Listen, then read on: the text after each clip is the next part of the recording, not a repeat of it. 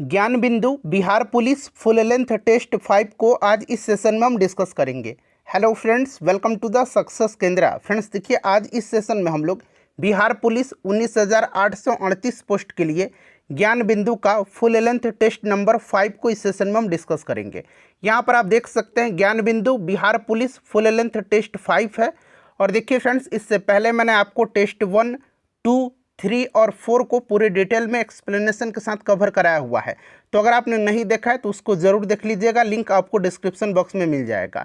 अगर आप चैनल पर पहली बार विजिट कर रहे हैं और इन कम बचे हुए दिनों में बिहार पुलिस 2025 की आप बेहतरीन तरीके से तैयारी करना चाहते हैं तो चैनल को सब्सक्राइब कर लीजिए और जो बगल में बेल आइकन है, घंटी का निशान है, उसको ज़रूर दबा लीजिएगा ताकि आपको जब भी बिहार पुलिस 2025 से रिलेटेड कोई भी इंपॉर्टेंट वीडियो अपलोड किया जाए तो उसका नोटिफिकेशन सबसे पहले आपके पास पहुंच जाए।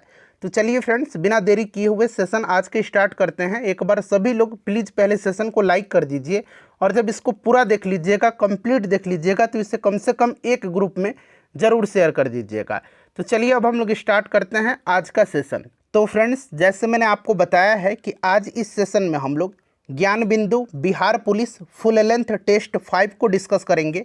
और देखिए, इससे पहले मैंने आपको टेस्ट 1 से लेकर के 4 तक को पूरी डिटेल में एक्सप्लेनेशन के साथ कवर कराया हुआ है।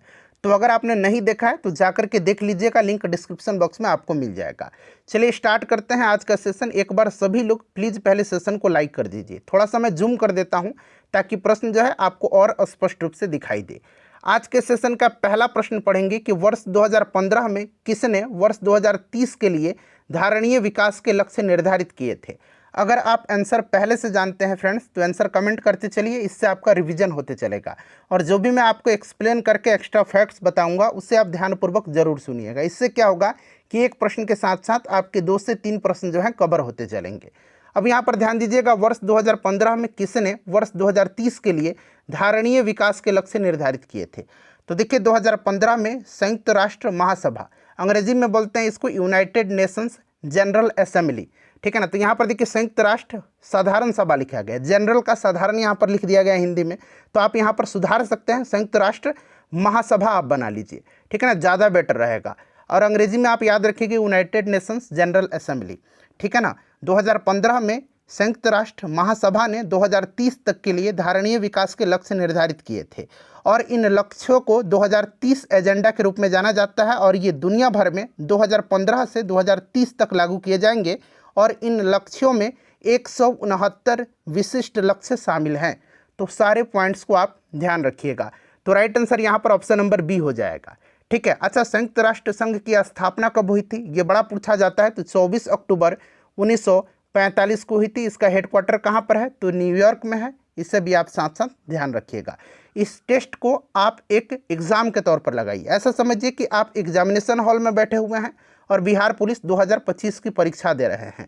और ईमानदारी पूर्वक सेशन के एंड में आप सभी लोग अपना अपना स्कोर जो है ज़रूर कमेंट करके बताइएगा। चलिए, दूसरा प्रश्न है कि निम्नलिखित में से कौन सा युग्म सही सुमेलित नहीं है। अब यहाँ प्रश्न को ध्यान से पढ़ना है आपको, सही सुमेलित नहीं है। चलिए एक एक करके देखते हैं। अच्छा, स्थानीय स्वशासन। तो देखिए फ्रेंड्स, स्थानीय स्वशासन की शुरुआत जो किया था ये लॉर्ड रिपन ने किया था। किसने किया था, लॉर्ड रिपन ने। लॉर्ड रिपन को भारत में स्थानीय स्वशासन का जनक माना जाता है, ठीक है ना। इसी के समय में 1881 में, ध्यान रखिएगा, इसी के समय में लॉर्ड रिपन के समय में 1881 में जो है सर्वप्रथम नियमित जनगणना करवाई गई थी, ठीक है ना फ्रेंड्स, ध्यान रखिएगा। और रिपन के समय में ही 1881 ईस्वी में प्रथम कारखाना अधिनियम लागू हुआ था। और रिपन के समय में ही शैक्षिक सुधारों के अंतर्गत विलियम हंटर की अध्यक्षता में एक आयोग गठित किया गया था, ठीक है ना। तो ये सारे पॉइंट्स आप याद रखिएगा। फ्लोरेंस नाइटिंगेल जो हैं, इन्होंने लॉर्ड रिपन को भारत के उद्धारक की संज्ञा दिया था। अगर पूछा जाए कि किसने भारत के उद्धारक की संज्ञा दिया था तो फ्लोरेंस नाइटिंगेल ने। किसको दिया था, तो लॉर्ड रिपन को दिया था। सारे पॉइंट्स ध्यान रखिएगा। तो कौन सा सही सुमेलित नहीं हो जाएगा, तो पहला ही ऑप्शन यहाँ पर हो जाएगा, ऑप्शन ए लॉर्ड लिटन नहीं होगा। कौन होगा, लॉर्ड रिपन होगा। अच्छा, लॉर्ड रिपन के बारे में आपने जान लिया, अब लॉर्ड लिटन के बारे में जान लीजिए। देखिए, लॉर्ड लिटन ने 1878 में जो है वर्नाक्यूलर प्रेस एक्ट को लागू किया था। अगर पूछा जाएगा कि 1878 में किसने जो है वर्नाक्यूलर प्रेस एक्ट को लागू किया था तो आपको याद रखना है लॉर्ड लिटन ने, ठीक है ना। अच्छा, सहायक संधि की शुरुआत वेलेज़ली ने किया था, सही है। राज अपहरण नीति, जिसको कि अंग्रेजी में डॉक्ट्रिन ऑफ लैप्स बोला जाता है, जिसको कि हिंदी में आपको व्यापगत का सिद्धांत बोला जाता है, राज अपहरण नीति, ये डलहौजी ने लागू किया था, तो ये बिल्कुल सही है। और अस्थाई बंदोबस्त जो है ये लॉर्ड कॉर्नवालिस के द्वारा शुरू किया गया था 1793 में, ये भी आप ध्यान रखिएगा, तो ये भी सही है। तो कौन सा सही सुमिलित नहीं है, तो ऑप्शन ए, ठीक है।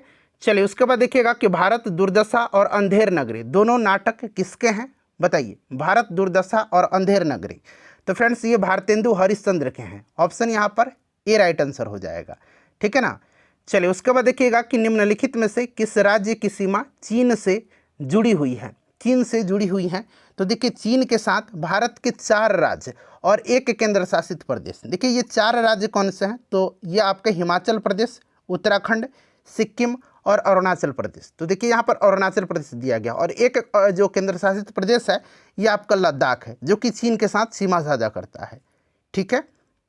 चलिए उसके बाद देखिएगा कौन सी ग्रैंड स्लैम टेनिस चैंपियनशिप घास के मैदान पर खेली जाती है, चलिए बताइए। और देखिए बिहार पुलिस का सारा प्रीवियस ईयर मैंने कवर कराया हुआ है, और मैंने प्लेलिस्ट भी बना दिया है, आप चैनल पर चले जाइए और प्लेलिस्ट ओपन करके सभी वीडियोज़ को देख लीजिएगा, कम समय में आपका बेहतरीन तैयारी हो जाएगा, ठीक है ना। तो यहाँ पर देखिए कौन सी ग्रैंड स्लैम टेनिस चैंपियनशिप घास के मैदान पर खेली जाती है, तो देखिए फ्रेंड्स ध्यान रखिएगा, घास के मैदान पर जो खेला जाता है ये खेला जाता है विंबलडन, ठीक है ना, विंबलडन घास के मैदान पर खेला जाता है। ऑस्ट्रेलियन ओपन और यूएस ओपन, यहाँ पर देख सकते हैं ऑस्ट्रेलियन ओपन और यूएस ओपन, ये जो है हार्ड कोर्ट पर खेला जाता है, ये हार्ड कोर्ट पर खेला जाता है, ठीक है ना, ये हार्ड कोर्ट पर खेला जाता है। और फ्रेंच ओपन जो है ये क्ले कोर्ट पर खेला जाता है। तो अगर पूछा जाए कि क्ले कोर्ट पर कौन सा खेला जाता है, तो फ्रेंच ओपन, हार्ड कोर्ट पर यूएस ओपन और ऑस्ट्रेलियन ओपन, और घास के कोर्ट पर जो है घास के मैदान पर ये विंबलडन खेला जाता है। चलिए देखिएगा कि भारत के संविधान निर्माताओं ने निम्न में से कौन सा लक्षण अमेरिका के संविधान से ग्रहण किया है, ये पिछला टेस्ट में भी था। तो न्यायिक समीक्षा है, मौलिक अधिकार है, सर्वोच्च न्यायालय के न्यायाधीशों को पद से हटाने की प्रक्रिया, तो उपरोक्त सभी यहाँ पर करेक्ट आंसर हो जाएगा, ठीक है ना, जो कि अमेरिका के संविधान से ग्रहण किया गया है, क्लियर। चलिए उसके बाद देखिएगा choose the word opposite in the meaning to the given word, reject का अपोजिट बताना है, तो रिजेक्ट का यहाँ पर सबसे सुटेबल होगा एक्सेप्ट, ठीक है ना, हालांकि अलाउ भी हो सकता है बट एक्सेप्ट यहाँ पर ज़्यादा सूटेबल होगा। चलिए चयन शब्द में संधि के सही नाम का चयन करें, देखिए शब्द क्या है चयन, और इसमें जो है सही संधि का नाम आपको बताना है। तो देखिए चयन जो है ये बना हुआ है चे प्लस अन से, ठीक है ना, ये बना है चयन, ठीक है ना। और देखिए इसमें कौन सा है, तो इसमें अयादी संधि है, तो याद रखिएगा अयादी स्वर संधि यहाँ पर राइट आंसर हो जाएगा, ठीक है। चलिए उसके बाद देखिएगा कि तू डाल डाल मैं पात पात लोकोक्ति का सही अर्थ आपको बताना है। तू डाल डाल मैं पात पात, तो देखिए इसका मतलब होता है चालाकी का जवाब चालाकी से देना, यानी कि एक से बढ़कर के एक चालाक होना, इसीलिए ऑप्शन ए यहाँ पर ज़्यादा सुटेबल आंसर है, ऑप्शन ए राइट आंसर होगा, ठीक है। चलिए उसके बाद देखिएगा कि प्राकृतिक गैस के बारे में निम्नलिखित में से कौन सा कथन असत्य है, गलत कथन यहाँ पर पूछा गया है। तो देखिए प्राकृतिक गैस जो होता है इसका उपयोग ईंधन के तौर पर किया जाता है, बिल्कुल ये करेक्ट है, यह गैसीय हाइड्रोकार्बन का मिश्रण है, ये भी राइट दिया गया है, ठीक है ना। उसके बाद बाकी ऑप्शन यहाँ पर देखिए, इसका उपयोग उर्वरक के निर्माण में किया जाता है, ये भी सही है, और ये CO तथा H2 का मिश्रण है, ये गलत है। ये जो होता है ये CO और H2 का मिश्रण नहीं होता है, ये जो होता है मुख्य रूप से जो है प्राकृतिक गैस मीथेन का मिश्रण होता है, जो कि एक हाइड्रोकार्बन होता है। तो देखिए ये ऑप्शन डी राइट आंसर हो जाएगा। और CO प्लस H2 यानी कि CO और H2 कार्बन मोनोऑक्साइड और जो H2 है इसका मिश्रण क्या कहलाता है, इसको वाटर गैस बोला जाता है। इसको क्या बोला जाता है, वाटर गैस, यानी कि जल गैस हिंदी में इसको बोला जाता है। तो ये भी आप ध्यान रख सकते हैं, ठीक है ना। चलिए निम्नलिखित में से देखिए किस देश में यूफ्रेटस और टाइग्रिस नदियाँ बहती है, बताइए। अब देखिए यूफ्रेटस और टाइग्रिस नदी ये कहाँ पर बहती है, तो फ्रेंड्स देखिए यूफ्रेटस और टाइग्रिस नदी जो है ये बहती है इराक में, तो यहाँ पर ऑप्शन डी राइट आंसर हो जाएगा। उसके बाद देखिए नेक्स्ट क्वेश्चन हमारा कि निम्न में से किस अंग्रेज व्यक्ति ने पहली बार श्रीमद् भगवत गीता का अनुवाद अंग्रेजी में किया था। तो देखिए किस अंग्रेज व्यक्ति ने पहली बार जो है श्रीमद् भगवत गीता का अनुवाद अंग्रेजी में किया था, तो ये किया था चार्ल्स विल्किंस ने। किसने किया था, चार्ल्स विल्किंस ने। और ध्यान रखिएगा विलियम जोन्स भी पूछे जाते हैं, तो इनके बारे में जान लीजिए। विलियम जोन्स ने 1784 ईस्वी में, कब, 1784 ईस्वी में विलियम जोन्स ने एशियाटिक सोसाइटी ऑफ बंगाल की स्थापना किया था। अगर पूछा जाए कि एशियाटिक सोसाइटी ऑफ बंगाल की स्थापना किसने किया था, तो ध्यान रखना है विलियम जोन्स ने किया था। कब किया था? तो 1784 ईस्वी में किया था। ठीक है, यहाँ पर ऑप्शन बी राइट आंसर हो जाएगा। किस अंग्रेज व्यक्ति ने पहली बार श्रीमद् भगवत गीता का अनुवाद अंग्रेजी में किया था? तो चार्ल्स विल्किंस ने। चलिए उसके बाद देखिएगा कि निम्नलिखित में से कौन सा नियम जो है गैसों से संबंधित नहीं है, यानी कि कौन सा नियम गैस से संबंधित नहीं है इसमें से? तो देखिए बॉयल का नियम है, चार्ल्स का नियम है, गे लुसाक का नियम भी है। फैराडे का नियम संबंधित नहीं है। फैराडे का नियम जो है ये विद्युत चुंबकीय प्रेरण से संबंधित है। तो यहाँ पर ऑप्शन डी राइट आंसर हो जाएगा, ये गैस से संबंधित नियम नहीं है। अब देखिए गे लुसाक का नियम जान लीजिएगा, इसको जो है गैसों के दबाव का नियम भी कहा जाता है। तो याद रखिएगा गैसों के दबाव का नियम कहा जाता है गे लुसाक का नियम को, तो जो कि गैस से संबंधित है। तो ऑप्शन डी राइट आंसर हो जाएगा। चलिए उसके बाद देखिएगा कि हार्मोन इंसुलिन का उत्पादन होता है।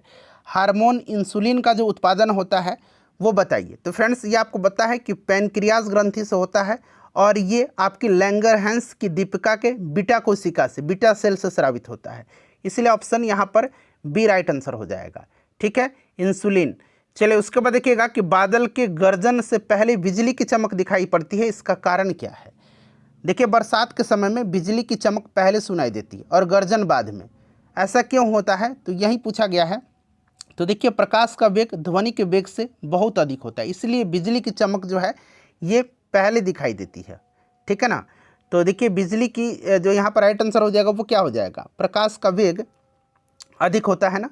चलिए उसके बाद देखिएगा कि नीचे दिए गए 4 माध्यमों में उस माध्यम को पहचानिए जिससे होकर के ध्वनि तीव्रतम गति से यात्रा करती है। तो मैंने बताया था कि ध्वनि को गमन करने के लिए माध्यम की आवश्यकता होती है। ध्वनि निर्वात में गमन नहीं करती। अगर पूछा जाए कि ध्वनि का वेग निर्वात में कितना होगा, तो 0 होगा, 0 होगा, ध्यान रखिएगा। और ध्वनि का वेग सबसे अधिक जो होता है ना वो होता है ठोस में, फिर द्रव्य में, फिर गैस में। तो यहाँ पर देख सकते हैं लकड़ी राइट आंसर हो जाएगा। ठीक है, चलिए उसके बाद देखिए भारत के पश्चिमी समुद्र तट पर वर्षा किस मानसून के द्वारा या किस मानसून से होती है? भारत के पश्चिमी तट पर, भारत के पश्चिमी समुद्र तट पर जो है वर्षा दक्षिण पश्चिम मानसून के कारण होती है। दक्षिण पश्चिम मानसून के कारण होती है और यह मानसून जो जून से सितंबर तक रहता है, अरब सागर से उठता है और भारत के पश्चिमी तट से टकरा करके भारी वर्षा करता है। ठीक है, चलिए the antonym are the word of. देखिए एंटोनिम का मतलब क्या होता है? एंटोनिम उल्टा होता है, तो ऑपोजिट मीनिंग हो जाएगा, उल्टा मतलब उल्टा अर्थ हो जाएगा। ठीक है ना, चलिए निम्नलिखित में से कौन सी नदी अरब सागर में गिरती है? चलिए बताइए राइट आंसर क्या हो जाएगा? तो देखिए इसमें से अरब सागर में नर्मदा गिरती है। कौन सी नदी गिरती है? नर्मदा नदी गिरती है। ठीक है ना, इसको ध्यान रखिएगा। नर्मदा नदी का उद्गम मध्य प्रदेश के अमरकंटक पठार से होता है, इसको ध्यान रखना है। यह अरब सागर में गिरती है। बाकी देखिए महानदी, गोदावरी, कावेरी ये अरब सागर में नहीं, बंगाल की खाड़ी में गिरने वाली नदियाँ हैं। ठीक है ना। अच्छा नर्मदा नदी जो है ना ये डेल्टा नहीं बनाती है, ध्यान रखना, ये डेल्टा का निर्माण नहीं करती है, ये बनाती है एस्चुरी, ये एस्चुरी का निर्माण करती है। ठीक है ना, एस्चुरी का निर्माण रिफ्ट वैली से बहने वाली नदी है, रिफ्ट घाटी से ये। चलिए हिंदी साहित्य का सबसे प्रसिद्ध उपन्यासकार किसे माना जाता है? तो ये आपको पता है, ये मुंशी प्रेमचंद जी को माना जाता है। उनकी रचना है गोदान, गबन, सेवा सदन, ये सब उनकी रचना है। ध्यान रखिएगा प्रेमचंद को उपन्यास सम्राट भी कहा जाता है, तो यहाँ पर मुंशी प्रेमचंद हो जाएगा। चलिए उसके बाद देखिएगा कि परमाणु ऊर्जा प्राप्त करने के लिए निम्न में से किसका प्रयोग किया जाता है? तो सिंपल सा आंसर होगा इसका, कई बार मैंने कराया हुआ आपको, यूरेनियम 235 का, तो यहाँ पर यूरेनियम है। ठीक है, द्वंद्व समास का उदाहरण है। इसमें द्वंद्व समास कौन सा है? तो यहाँ पर आप देख सकते हैं इसमें द्वंद्व समास जो होगा ना ये आपका दीनहीन में है। यथाशक्ति में कौन सा समास है? इसमें जो है अव्ययी भाव समास है। पीताम्बर में जो है कौन सा समास है? पीताम्बर में बहुब्रीहि समास है, जो कि एक विशेष अर्थ प्रकट करता है। पीला है अंबर जिसका, अर्थात भगवान विष्णु या भगवान श्री कृष्ण के लिए प्रयुक्त हो रहा है। ठीक है, त्रिफला में जो है इसमें द्विगु समास है। ठीक है, लोहे के गैल्वेनीकरण में कौन सी धातु प्रयुक्त होती है? तो देखिए लोहे का गैल्वेनाइजेशन जो किया जाता है उस पर जिंक की परत चढ़ाई जाती है, जस्ते की परत। तो यहाँ पर देखिए जिंक दिया गया ऑप्शन सी में।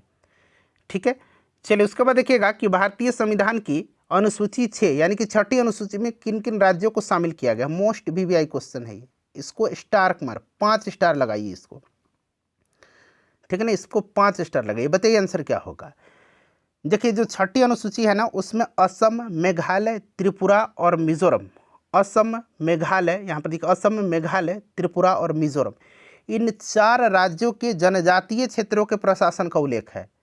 इसको ध्यान रखिएगा, राज्यों का नाम याद रखना है आपको। ठीक है, चलिए उसके बाद देखिएगा कि जनसांख्यिकी लाभांश होता है। जनसांख्यिकी लाभांश, देखिए फ्रेंड्स, जनसांख्यिकी लाभांश यानी कि डेमोग्राफिक डिविडेंड इसको कहा जाता है। एक ऐसी स्थिति होती है जब किसी देश की जनसंख्या की आयु संरचना में ऐसा परिवर्तन होता है कि कामकाजी उम्र की जनसंख्या का अनुपात आश्रित जनसंख्या यानी कि बच्चे और बुजुर्गों की तुलना में बढ़ जाता है, जिससे कि आर्थिक विकास की संभावना बढ़ जाती है। इससे एक अवसर के रूप में देखा जाता है, क्योंकि एक बड़ी कामकाजी आबादी अधिक उत्पादन हो सकती है और देश की अर्थव्यवस्था में योगदान कर सकती है। ठीक है ना। और ये होगा आपका लेकर के 15 से 59 वर्ष की कार्यशील जनसंख्या। ठीक है। चलिए उसके बाद देखिएगा 4 बौद्ध संगतियों का आयोजन नीचे दिए गए स्थानों पर हुआ था। इन्हें कालक्रम के अनुसार व्यवस्थित करके कूट के आधार पर सही उत्तर का चयन करें। यानी कि सबसे पहले क्या हुआ था, तो राजगृह में हुआ था अजातशत्रु के समय में। ठीक है। उसके बाद हुआ था वैशाली में। ठीक है, कालाशोक के समय में। उसके बाद हुआ था पाटलिपुत्र में अशोक के समय में। उसके बाद कनिष्क के समय में कुंडलवन में हुआ था। तो राइट आंसर हो जाएगा आपका 2, 1, 4, 3, 2, 1, 4, 3, ऑप्शन नंबर डी। ठीक है ना। देखिए निम्नलिखित में से कौन सा पुरातात्विक स्थल सिंधु घाटी की सभ्यता से संबंधित नहीं। अब देखिए यहाँ पर नहीं पूछा गया है, तो रोपड़ है, लोथल है, कालीबंगा है, बालाथल नहीं है। देखिए बालाथल था, बालाथल ही यहाँ पर लिखा गया। ये प्रीवियस ईयर का बिहारी पुलिस का प्रीवियस ईयर क्वेश्चन है। ठीक है ना। चलिए उसके बाद देखिएगा कि कौन सा कथन हरित क्रांति के बारे में सही नहीं है। तो देखिए भारत में हरित क्रांति का जनक डॉक्टर एम.एस. स्वामीनाथन को माना जाता है। अच्छा, किस पंचवर्षीय योजना में हरित क्रांति की शुरुआत हुई थी, तो तीसरी पंचवर्षीय योजना है, ये ध्यान रखना आपको। ठीक है। अच्छा, विश्व में अगर पूछेगा तो विश्व में जो है हरित क्रांति के जनक डॉक्टर नॉर्मन ई बोरलॉग को माना जाता है। नॉर्मन बोरलॉग का नाम याद रखिएगा। क्लियर। अच्छा, 1966 में इसकी शुरुआत हुई थी। इसका आरंभ अधिक उपज देने वाले बीजों के उपयोग से हुआ था। प्रारंभ में इसका लाभांश जो है लाभ जो है पंजाब, हरियाणा और पश्चिमी उत्तर प्रदेश को मिला था। यह केवल चावल के उत्पादन में सफल हुई थी, नहीं, ये विशेष करके गेहूं के उत्पादन पर इसका मुख्य प्रभाव पड़ा था। तो ऑप्शन डी यहाँ पर सही नहीं है। ठीक है ना। चलिए अगला प्रश्न है कि राज्य के पूछा गया है कि निम्नलिखित में से कौन सा कथन राज्य नीति के निदेशक सिद्धांत के विषय में सही नहीं है, बताइए। नीति निर्देशक, तो देखिए नीति निर्देशक के बारे में यहाँ पर पूछा गया है। तो देखिए नीति निर्देशक सिद्धांत भारतीय संविधान के भाग 4 के अनुच्छेद 36 से लेकर के 51 तक में है। ठीक है फ्रेंड्स। और देखिए ये सिद्धांत सरकार के लिए दिशा निर्देश हैं, उन्हें कानून बनाते समय और शासन चलाते समय किन किन बातों का ध्यान रखना है। हालांकि ये सिद्धांत न्यायसंगत नहीं है, जिसका अर्थ है कि यदि कोई राज्य इन सिद्धांतों को लागू नहीं करता है तो कोई भी व्यक्ति अदालत में जाकर के उस राज्य के खिलाफ मामला दर्ज नहीं करा सकता है। क्लियर हो गया। तो यदि राज्य या राज्य के नीति निर्देशक सिद्धांत के लागू नहीं करता है तो उसके विरुद्ध न्यायालय में मामला दायर किया जा सकता है, नहीं किया जा सकता है। इसीलिए पूछा गया कौन सा कथन गलत है, मतलब सही नहीं है। सही नहीं है तो ऑप्शन ए। ठीक है ना, दायर नहीं किया जा सकता है। बाकी देखिए गांधीवादी सिद्धांत है बिल्कुल इसमें, और ये आयरलैंड से लिया गया है और सिद्धांत राज्य के लिए बाध्यकारी नहीं है। बाकी ये तीनों स्टेटमेंट सही है, ऑप्शन ए सही नहीं है। चलिए उसके बाद देखिएगा कि निम्न में से कौन सा कथन भारतीय संविधान की प्रस्तावना के संबंध में सही नहीं। अब देखिए यहाँ पर आपको सीधे ऑप्शन पढ़ेंगे तो आपको दिखेगा कि कौन सा कथन भारतीय संविधान की प्रस्तावना के संबंध में सही नहीं है। तो ऑप्शन डी हो जाएगा। देखिए प्रस्तावना में अभी तक सिर्फ एक बार संशोधन हुआ है, तो यहाँ पर आप देख सकते हैं कि सिर्फ 2 बार ही संशोधन है, जो कि गलत दे रखा है। ठीक है, एक बार संशोधन हुआ है, 42वां संविधान संशोधन 1976 के द्वारा जो है प्रस्तावना में संशोधन करके उसमें समाजवादी, धर्मनिरपेक्ष और अखंडता शब्द को जोड़ा गया था। ठीक है ना। तो ऑप्शन डी राइट आंसर हो जाएगा। देखिए प्रस्तावना जो होता है ना, इसको संविधान की कुंजी कहा जाता है। ठीक है। चलिए उसके बाद नेक्स्ट क्वेश्चन है हमारा 31 नंबर कि वह पादप जिसमें बीज जो है फलों के भीतर होते हैं। अच्छा, बीज जिसमें फलों के भीतर होते हैं ना, उनको कहा जाता है एंजियोस्पर्म। इसको क्या कहा जाता है, एंजियोस्पर्म, जिनमें बीज फलों के भीतर होते हैं। ठीक है ना। और वैसे पौधे जिसके बीज का कोई आवरण नहीं होता है उसको हम लोग बोलते हैं जिम्नोस्पर्म, यानी कि अनावृत बीजी बोलते हैं। और इसको हिंदी में एंजियोस्पर्म बोलते हैं अंग्रेजी में, और हिंदी में आवृत बीजी बोलते हैं। चलिए उसके बाद देखिए श्वेत प्रकाश की किरण कांच के प्रिज्म पर आपतित होती है। यह प्रकाश वर्ण जो कांच के प्रिज्म से गुजरने पर अधिकतम विचलित होगी, सबसे ज़्यादा विचलित होगी। तो देखिए जिसका तरंग दैर्घ्य कम होता है उसका विचलन ज़्यादा होता है। तो आपको पता है कि देखिए प्रिज्म से जब हम श्वेत प्रकाश को गुजारते हैं तो ये 7 रंग में डिवाइड हो जाता है। ठीक है। देखिए सबसे ज़्यादा तरंग दैर्घ्य लाल रंग का होता है और सबसे कम बैगनी रंग का होता है। ठीक है ना। तो बैगनी रंग का विचलन सबसे ज़्यादा होगा, और सबसे कम अगर पूछेगा न्यूनतम विचलित होता तो न्यूनतम होता लाल। चलिए उसके बाद देखिए मानव के रुधिर का विडाल टेस्ट किसके संक्रमण को दर्शाता है? तो देखिए विडाल टेस्ट जो है ये किया जाता है किसके लिए? तो फ्रेंड्स ये किया जाता है टाइफाइड के लिए, टाइफाइड जांच में। और टाइफाइड होता है किससे? तो साल्मोनेला टाइफी नामक जीवाणु से होता है। तो ये जीवाणु का नाम याद रखना है और टाइफाइड भी आपको नाम रखना है, ठीक है ना। टाइफाइड की जांच के लिए होता है और टाइफाइड होता है साल्मोनेला टाइफी से, ठीक है। देखिए मेसोपोटामिया का अभिप्राय क्या है? मेसोपोटामिया का अर्थ क्या है? तो इसका अर्थ होता है दजला फरात नदियों के बीच की उपजाऊ धरती, ठीक है ना। ऑप्शन ए राइट आंसर हो जाएगा। प्रीवियस ईयर में पूछा गया है कश्मीर घाटी निम्नलिखित में से किन पर्वत श्रेणियों के बीच स्थित है? तो देखिए कश्मीर घाटी जो है ना यह वृहद हिमालय और पीर पंजाल के बीच में। तो यहाँ पर देखिए वृहद हिमालय और पीर पंजाल के बीच में स्थित है कश्मीर घाटी। VVI क्वेश्चन है ये, ठीक है ना, इसको आप ध्यान रखिएगा। देखिए महात्मा गांधी का जन्म 2 अक्टूबर 1869 को गुजरात के पोरबंदर में हुआ था। इसका अंग्रेजी अनुवाद करना है। तो देखिए इसका अंग्रेजी ट्रांसलेशन क्या हो जाएगा? Mahatma Gandhi was born on, ध्यान रखिएगा, Mahatma Gandhi was born on, यहाँ मैं लिख देता हूँ महात्मा गांधी, शॉर्ट में लिख देता हूँ वाज बॉर्न ऑन अक्टूबर 2 यानी कि 2 अक्टूबर 1869 इन पोरबंदर, पोरबंदर गुजरात, शॉर्ट में मैंने गुजरात लिख दिया, ठीक है ना। तो ये ट्रांसलेशन सही होगा, ठीक है ना। चलिए उसके बाद देखिए राष्ट्रीय आय क्या है? तो देखिए राष्ट्रीय आय क्या है? तो देखिए राष्ट्रीय आय जो होता है ना इसको ध्यान रखना है, किसी देश के निवासियों द्वारा एक निश्चित अवधि आमतौर पर 1 वर्ष में उत्पादित सभी अंतिम वस्तुओं और सेवाओं का मूल्य होता है। तो यह 1 वर्ष में किसी देश में उत्पादित सभी वस्तुओं तथा सेवाओं का धन मूल्य है, ठीक है ना। चलिए शुद्ध राष्ट्रीय उत्पाद, ठीक है, शुद्ध राष्ट्रीय उत्पाद का मूल्यांकन कैसे किया जाता है? नेट नेशनल प्रोडक्ट जिसको बोलते हैं NNP, ठीक है ना। तो देखिए फ्रेंड्स ये आपका होता है कैसे? NNP इक्वल टू होता है GNP माइनस मूल्यह्रास। NNP होता है GNP माइनस मूल्यह्रास। तो ऑप्शन ए में दिया गया ना, ऑप्शन ए राइट आंसर होगा, ठीक है। भारत में वित्तीय वर्ष कब शुरू होता है? तो देखिए वित्तीय वर्ष जो शुरू होता है भारत में ये होता है 1 अप्रैल से शुरू और 1 अप्रैल से 31 मार्च तक चलता है, ठीक है ना। तो ऑप्शन यहाँ पर सी राइट आंसर हो जाएगा। देखिए निम्न में से कौन सा विकिरण की सबसे कम तरंग दर होती है? सबसे कम तरंग दर इनमें से किसका होगा? तो फ्रेंड्स इसमें से जो होगा सबसे कम जो होगा यह आपका गामा किरण का होगा। किसका? गामा का होगा।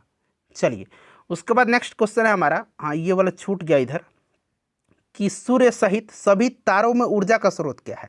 तो सूर्य सहित सभी तारों में ऊर्जा का स्रोत जो है ना यह आपका हाइड्रोजन नाभिकों का हीलियम नाभिकों में संलयन। ऑप्शन यहाँ पर सी राइट आंसर हो जाएगा। ये आपका प्रीवियस सेट में भी प्रश्न था।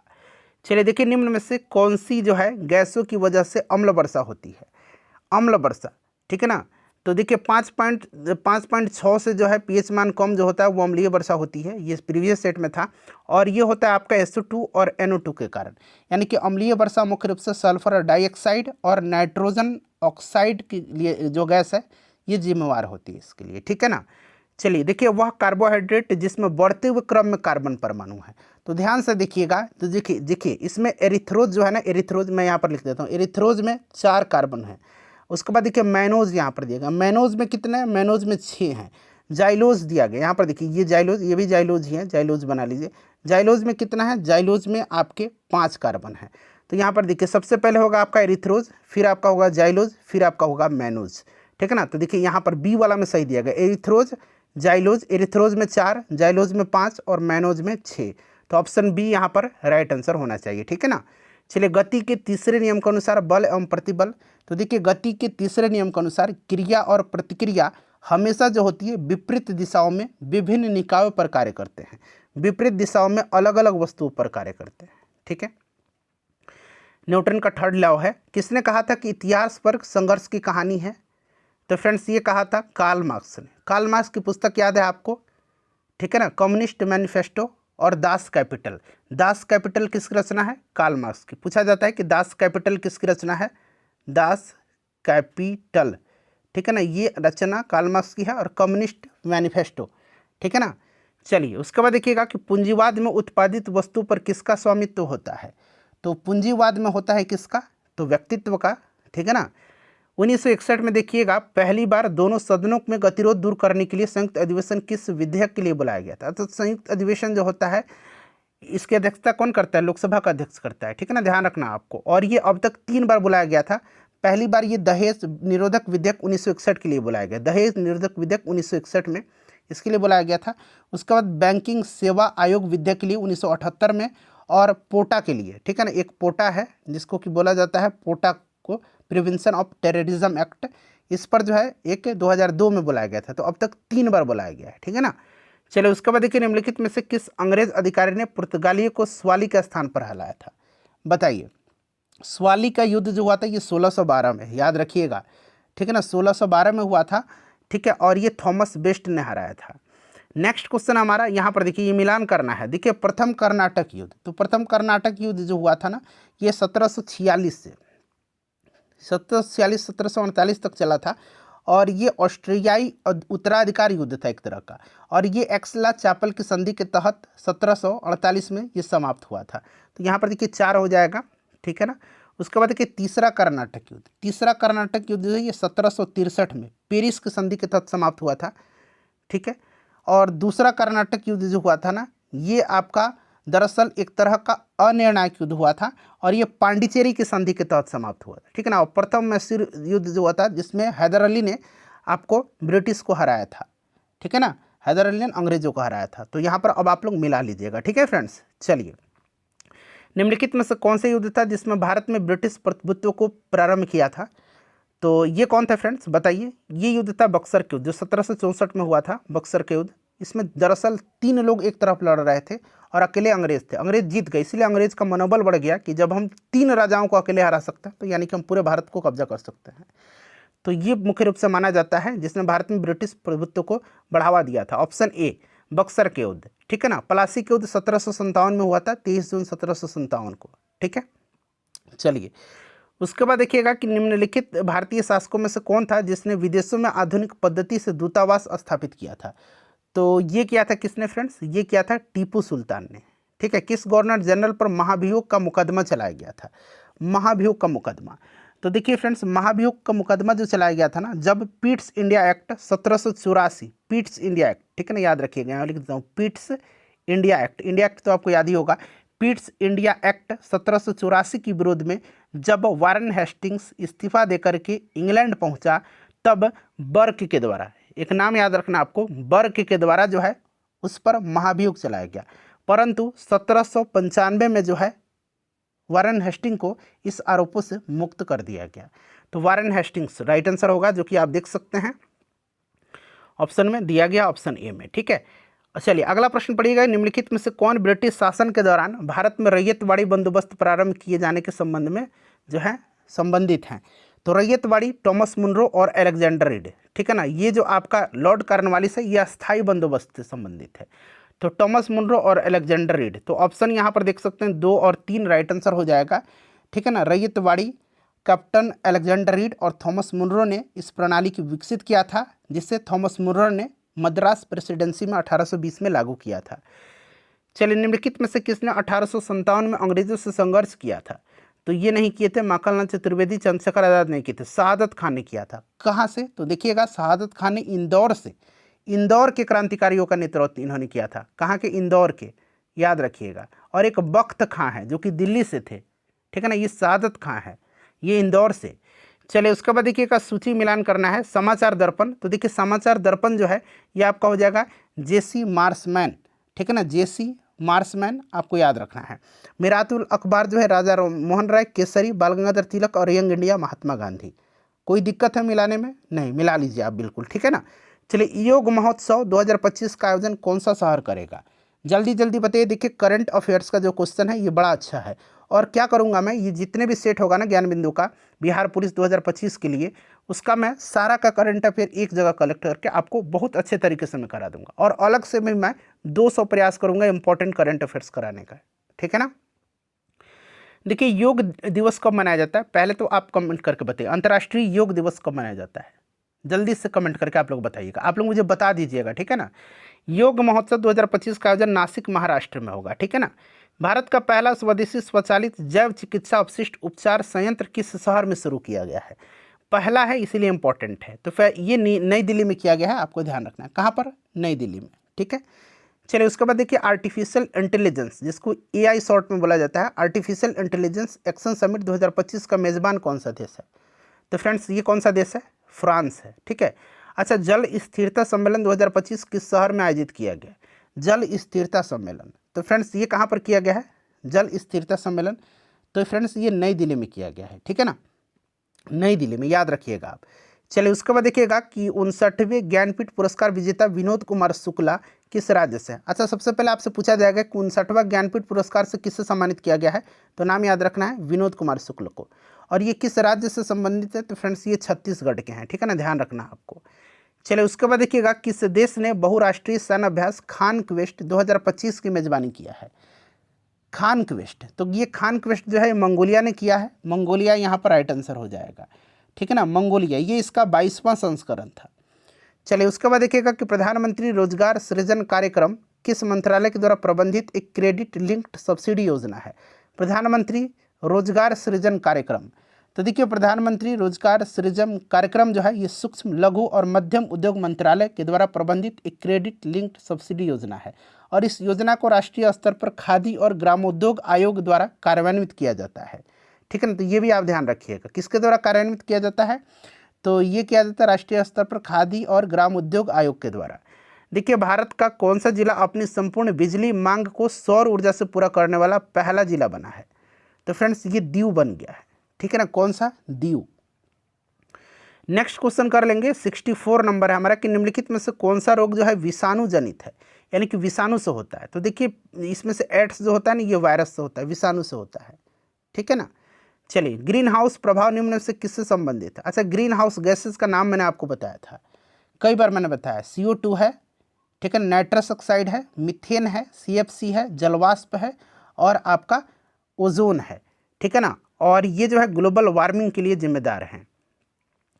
चलिए, सामान्य नेत्र रेटिना पर बनने वाला प्रतिबिंब कैसा होता है? अच्छा, रेटिना पर ही प्रतिबिंब बनता है। याद पूछा जाएगा कि आंख पर प्रतिबिंब कहाँ पर बनता है? आंख में, तो रेटिना पर बनता है। और रेटिना पर कैसा प्रतिबिंब बनता है? तो वास्तविक और उल्टा बनता है। ठीक है ना, इसको आप ध्यान रखना है। चलिए उसके बाद नेक्स्ट क्वेश्चन हमारा कि पसीने में सामान्यतः उपस्थित खनिज लवण होता है। तो पसीने में सामान्यतः क्या होता है? पसीने में जो होता है सामान्यतः सोडियम क्लोराइड होता है। ठीक है ना, NaCl।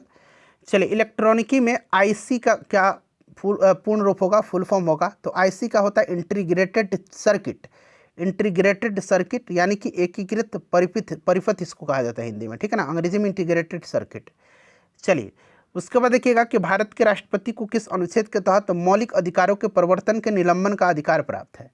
भारत के राष्ट्रपति को किस अनुच्छेद के तहत मौलिक अधिकारों के प्रवर्तन के निलंबन का अधिकार प्राप्त है? तो फ्रेंड्स ये आर्टिकल 359 के तहत प्राप्त है। ठीक है ना, और इस अनुच्छेद के अनुसार राष्ट्रपति आपातकाल के दौरान मौलिक अधिकारों को निलंबित कर सकता है। हालांकि अनुच्छेद 20 और अनुच्छेद 21 मैंने बताया था, उसके द्वारा जो प्रदत्त अधिकार हैं उसको निलंबित नहीं किया जा सकता है। ठीक है ना। चलिए देखिएगा वाक्य का सही हिंदी रूपांतरण क्या होगा? He is good in both studies and games, तो वह पढ़ाई और खेल दोनों में अच्छा है। ठीक है।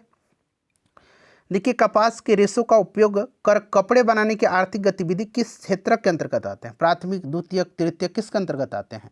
देखिए कपास के रेशे निकाल करके कपड़े बनाने की जो आर्थिक गतिविधि है ये सेकेंडरी सेक्टर में आते हैं, द्वितीयक क्षेत्र के अंतर्गत आता है। ठीक है ना, द्वितीयक क्षेत्र में मैन्युफैक्चरिंग आता है, औद्योगिक गतिविधियाँ आती हैं, ये सब शामिल है, इसीलिए यहाँ पर होगा द्वितीयक क्षेत्र। 1919-22 के दौरान देखिए दरभंगा राज्य में किसान आंदोलन का नेतृत्व किसने किया था? किसान आंदोलन का। और यहाँ पर देखिए तृतीयक क्षेत्र को सेवा क्षेत्र भी कहा जाता है, कभी कभी पूछा जाता है सेवा क्षेत्र किस क्षेत्र को कहा जाता है, तो तृतीयक क्षेत्र को। 1919-22 में जो है 1919 से 22 से तक दरभंगा राज्य में किसानों का जो आंदोलन था उसका नेतृत्व किसने किया है? तो स्वामी विद्यानंद ने किया है। किसने किया है? विद्यानंद ने किया है, ध्यान रखिएगा। ठीक है। देखिएगा कि यूरोप के किस प्रथम वैज्ञानिक ने खोज की कि पृथ्वी सूर्य का चक्कर लगाती है? तो ये किसने किया था कि प्रथम वैज्ञानिक थे जिन्होंने खोज किया कि पृथ्वी सूर्य की चक्कर लगाती है? तो कोपरनिकस ने। अच्छा अगला प्रश्न है कि आरक्षित नकदी अनुपात को समझाया जा सकता है? तो देखिए जो आरक्षित नकदी अनुपात है, कैश रिजर्व रेशियो CRR, ये जमा राशि का अंश है जो कि बैंक RBI के पास रखते हैं, रिजर्व बैंक ऑफ इंडिया के पास। ठीक है ना। अच्छा पटना उच्च न्यायालय बिहार प्रांत का उच्च न्यायालय कब स्थापित हुआ था? तो ये फरवरी 1916 में हुआ था, याद रखना आपको। ठीक है ना। चलिए उसके बाद देखिएगा कि कौन सा दिन जो है निम्न में से किसी विख्यात भारतीय के जन्म दिवस का समकालिक नहीं है? प्रश्न को ध्यान से पढ़िएगा अन्यथा आप कन्फ्यूज हो जाइएगा। देखिए बाल दिवस 14 नवंबर के दिन मनाया जाता है, जवाहरलाल नेहरू की जयंती के अवसर पर। गांधी जयंती 2 अक्टूबर के दिन मनाया जाता है, महात्मा गांधी जी के जन्म दिवस के अवसर पर। शिक्षक दिवस मनाया जाता है 5 सितंबर के दिन, सर्वपल्ली राधाकृष्णन के जयंती के अवसर पर। बट विज्ञान दिवस जो है ना, राष्ट्रीय विज्ञान दिवस, ये किसी की जयंती पर नहीं मनाया जाता है। ये रमन प्रभाव की खोज किया था इन्होंने, इसीलिए जो है उस दिन मनाया जाता है, ठीक है ना। 28 फरवरी को शायद मनाया जाता है ना, तो ये ऑप्शन सी राइट आंसर हो जाएगा। चलिए उसके बाद देखिएगा 78 नंबर क्वेश्चन है, राष्ट्रीय आय का आकलन निम्न में से किस विधि द्वारा किया जाता है। तो देखिए राष्ट्रीय आय का आकलन जो होता है ना, ये आपका किया जाता है आपका उत्पादन विधि से भी, व्यय विधि से भी और आय विधि से भी, तो इन सभी के द्वारा, ठीक है ना। भारत सरकार ने किस वर्ष जो है 14 बैंकों का राष्ट्रीयकरण किया था, तो ये कब किया था, 1969 में, इंदिरा गांधी जी थे उस समय। देखिएगा कि भारत के संविधान में चुनाव प्रणाली का प्रावधान किन अनुच्छेदों में किया जाता है। तो देखिए चुनाव आयोग का जिक्र जो है अनुच्छेद 324 से 329 तक में है, ठीक है। अच्छा, स्टेनलेस स्टील निम्न में से कौन सा तत्व मौजूद नहीं है इसमें। तो स्टेनलेस स्टील में जो है आपका आयरन है, निकेल है, क्रोमियम है, टंगस्टन इसमें नहीं है, ठीक है ना। यूरिया का रासायनिक नाम, तो ये देखिए यूरिया का फॉर्मूला होता है CH4N2O, या आपने पढ़ा होगा CH4, ठीक है ना, N2O भी पढ़ा होगा आपने, या आपने अलग तरीके से, बट यहाँ पर याद रखना है कि कार्बन 1, हाइड्रोजन 4, नाइट्रोजन 2, ऑक्सीजन 1, ठीक है ना। आपने इस तरह से भी पढ़ा होगा NH2CO NH2, ये भी आपने पढ़ा होगा। अब देखिए नाइट्रोजन कितना है, 2 है, मैंने यहाँ 2 लिख दिया। कार्बन कितना, 1 है, मैंने 1 लिख दिया। हाइड्रोजन यहाँ पर देखिएगा कितना है, तो 2, और 2 यहाँ पर 4 है, तो ये मैटर रखता है, ठीक है ना, और इसको कार्बामाइड कहा जाता है। चलिएगा कौन सा कानून कार्यक्षेत्र में महिलाओं के आर्थिक हितों की रक्षा करता है। तो ये करता है 1976 का सामान्य पारिश्रमिक अधिनियम। देखिए बिहार के किस जिले में नागी बांध है, नागी बांध और नकटी बांध, ये कहाँ पर है, जमुई में है, ठीक है, नागी और नकटी, तो ये जमुई में हो जाएगा। चलिए उसके बाद देखिए रामसर स्थल का दर्जा दिया गया इनको। भारत में कोयले का भंडार और उत्पादन के संबंध में सबसे अमीर राज्य कौन सा है, तो ये झारखंड है। देखिएगा भारतीय स्वतंत्रता आंदोलन में 1942 में गांधी जी के द्वारा कौन सा आंदोलन चलाया गया था, तो 1942 में भारत छोड़ो आंदोलन चलाया गया था, ठीक है ना। असहयोग आंदोलन 1920 में, ठीक है, चंपारण सत्याग्रह 1917 में, और सविनय अवज्ञा आंदोलन 1930 में, याद रखना आपको, ठीक है ना। चलिए देखिएगा अगला प्रश्न हमारा कि निम्नलिखित में से कौन सा एक सुमेलित नहीं है। अब यहाँ पर देखिए दीपा छत्तीसगढ़, पाम्बलू मणिपुर, झूम असम, बेबर बिहार, ये गलत दिया गया, ठीक है ना। ये स्थानांतरित कृषि हैं और उनके नाम हैं अलग अलग राज्यों में, क्लियर। चलिए उसके बाद देखिएगा कि अशोक के प्रस्तर अभिलेख किसके प्रतीक थे। तो खास करके ये जो प्रस्तर अभिलेख थे ये प्रशासन के क्षेत्र में उल्लेख करते थे, ठीक है। निर्णायक मत पूछा गया है, तो निर्णायक मत क्या है फ्रेंड्स, तो निर्णायक मत जो होता है ना, ये जब वोट टाई हो जाता है उस कंडीशन में जो है, जब दोनों पक्षों में टाई हो जाता है तब निर्णायक मत देता है, उस सदन का अध्यक्ष देता है। जैसे कि लोकसभा के अध्यक्ष को निर्णायक मत देने का अधिकार होता है। चलिए तो ये 90 तक में आप अपने स्कोर 91 से लेकर के 100 तक में गणित के प्रश्न हैं, यहाँ पर आप देख सकते हैं, ठीक है ना। जब आंसर आ जाएगा ना तो मैं आपका आंसर यहाँ पर दे दूंगा। सेशन को लाइक कर दीजिए, शेयर कर दीजिएगा और टेलीग्राम से जुड़ जाइएगा, ठीक है ना।